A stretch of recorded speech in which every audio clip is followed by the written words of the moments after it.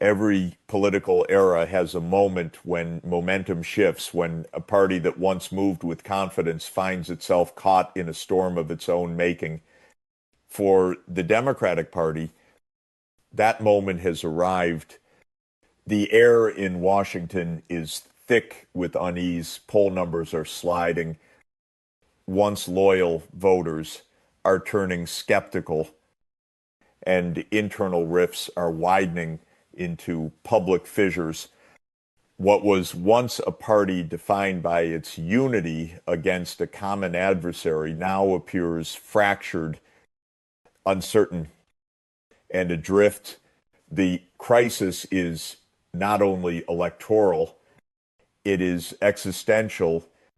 This unraveling has not been caused by a single event, but by an accumulation of pressures, economic discontent, disillusionment with leadership, and a growing perception that the Democrats are out of step with the anxieties of the country they claim to lead. Public trust in institutions is declining, and the party's responses have too often sounded cautious and reactive, while its opponents speak in blunt, emotionally charged terms that cut through the noise. At a time when clarity is needed, Democrats are offering process. At a time when conviction is demanded, they are offering caution. The most dangerous part of this moment is not the numbers themselves, though they are grim. It is the sense spreading quietly among voters that the party has lost its narrative, that it no longer knows how to speak to the nation's pain, its hopes, or its anger. Crises like these do not stay static. They deepen, they harden perceptions, and unless confronted with urgency, they define elections long before a single vote is cast. The Democrats are standing on the edge of such a moment now, not because of their enemies, but because of their own drift. Politics, at its core, is about perception, but perception often begins with numbers. And for the Democratic Party, the numbers tell a story more devastating than any partisan attack could. Poll after poll has shown steady erosion in key battleground states, a collapse of enthusiasm among young voters, and deepening skepticism among working class communities. These are not abstract shifts. They are the measurable signs of a political base that is losing confidence in its own leadership. Where the party once held a slim but decisive advantage, it now finds itself on the defensive. This decline is visible across multiple fronts. Approval ratings for the administration are slipping to levels that make re-election prospects perilous. Independent voters, once the quiet engine of Democratic victories, are drifting away, and perhaps most telling, enthusiasm among traditional Democratic constituencies is stagnating, replaced by quiet frustration. The party's opponents have seized this opening with brutal clarity, framing themselves as bold, where Democrats appear hesitant, unified, where Democrats appear fractured. But numbers don't just reflect the present. They foreshadow the future. Political landscapes shift long before Election Day.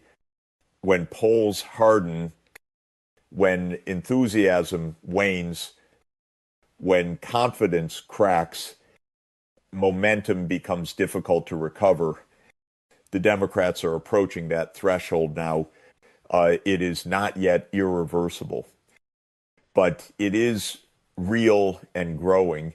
Pretending these trends are exaggerated or temporary would be the most dangerous mistake they could make.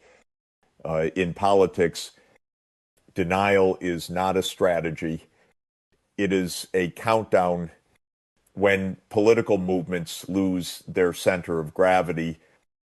Their greatest threat rarely comes from the outside. It comes from within. The Democratic Party now faces precisely such a fracture, one that has been building quietly for years, but is now impossible to ignore.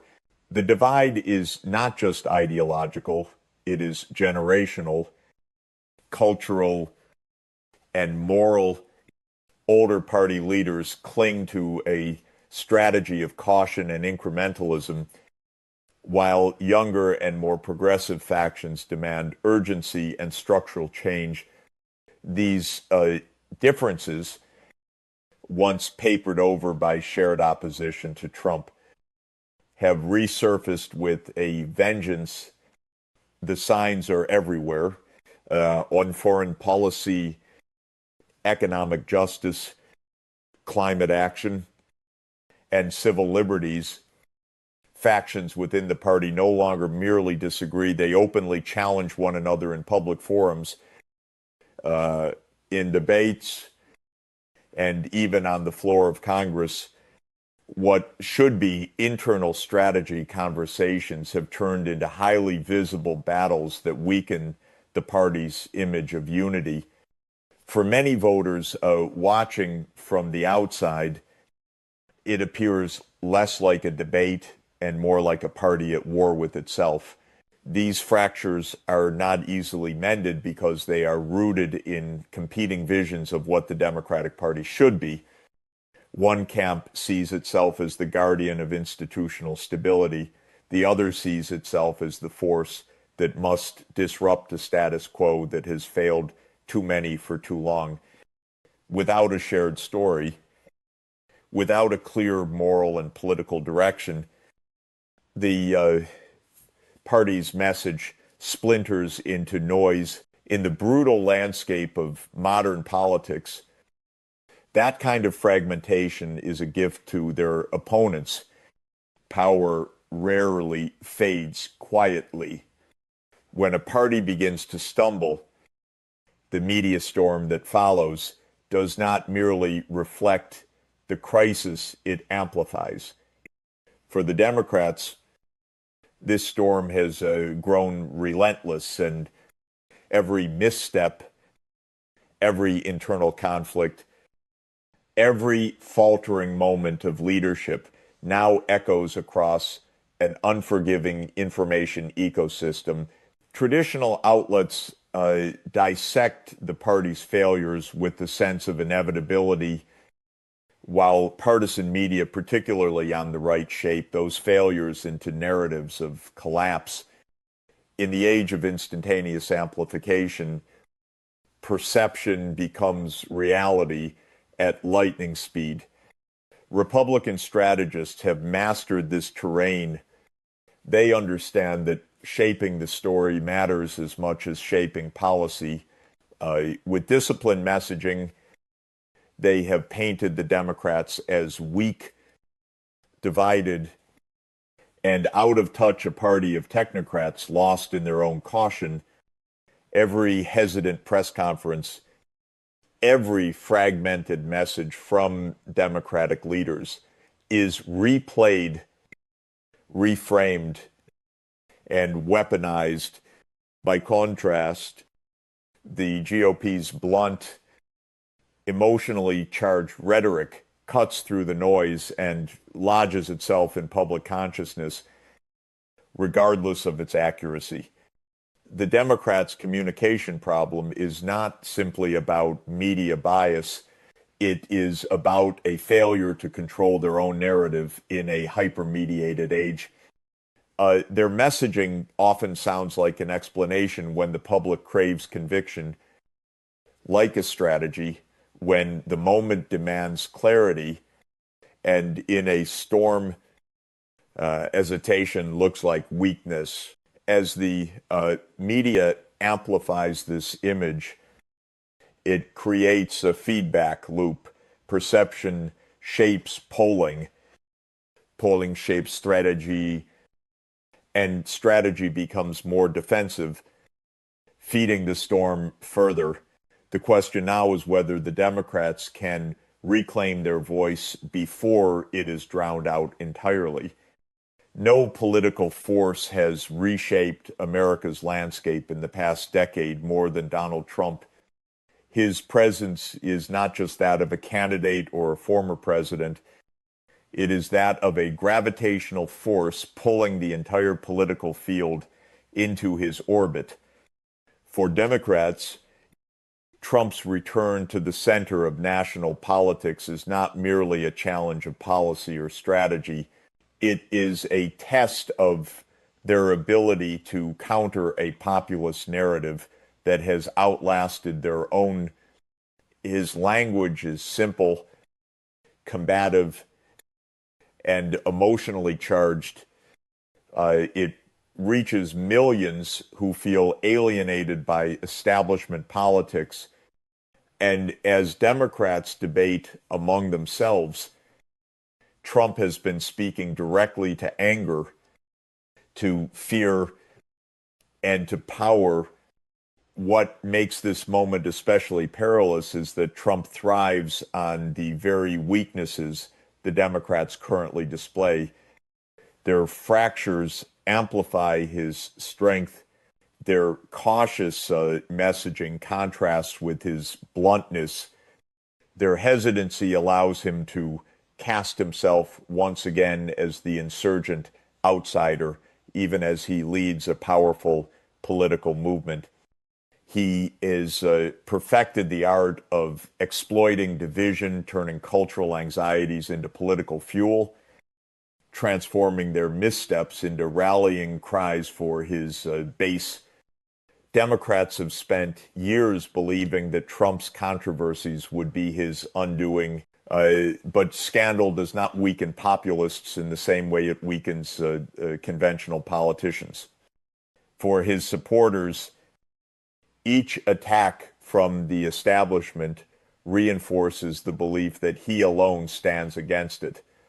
This asymmetry is what the party has failed to grasp fully. Trump doesn't just play the political game, he rewrites its rules.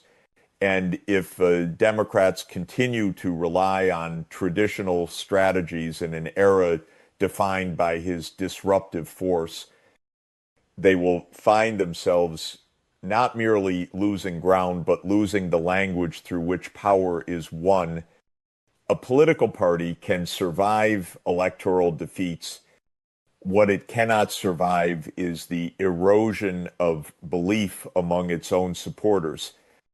The Democrats are now facing precisely such a moment, a growing crisis of faith among the very people who once formed the core of their coalition. It is not just about disillusionment with leaders in Washington.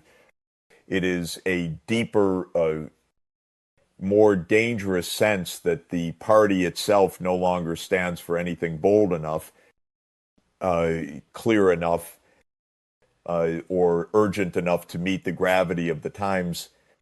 This disillusionment is visible in the quiet withdrawal of energy that once powered Democratic campaigns. Young voters, once a driving force for progressive change, increasingly view the party as trapped in a loop of empty rhetoric and incremental promises. Working class communities, once courted with visions of economic justice, now hear only technocratic caution. Even among longtime loyalists, there is a growing sense of fatigue, a feeling that the party is more reactive than visionary, more defensive than determined. This is not a problem that polling alone can fix. A crisis of faith is not about numbers, but about trust. When a political movement loses its moral narrative, no amount of messaging can replace it. What made the Democratic coalition powerful in the past was not unanimity of opinion, but shared belief in something larger, the idea that government could be a force for justice, fairness, and progress. That belief is now fraying, and if it is not restored with clarity and courage, the party risks entering an election not just weakened in strategy, but hollow in spirit. Every political movement reaches a crossroads where survival depends not on tactics, but on whether it can rediscover its purpose. For the Democratic Party, that moment has arrived. The warning signs are no longer subtle sinking poles, fractured messaging, fading enthusiasm, and a populist right that has learned to weaponize its hesitation. This is not simply another difficult election cycle. It is a turning point that will determine whether the party remains a national force or fades into an exhausted opposition. The Democrats still have tools at their disposal, a broad coalition, institutional power, and a political landscape that remains volatile rather than fixed. But these tools mean nothing if the party cannot speak with moral clarity. Voters do not rally around procedural arguments or technocratic caution. They rally around conviction, vision, and the sense that their leaders are willing to fight for something real. The Democrats have spent too long defining themselves in opposition to Trump and too little articulating what they stand for beyond him.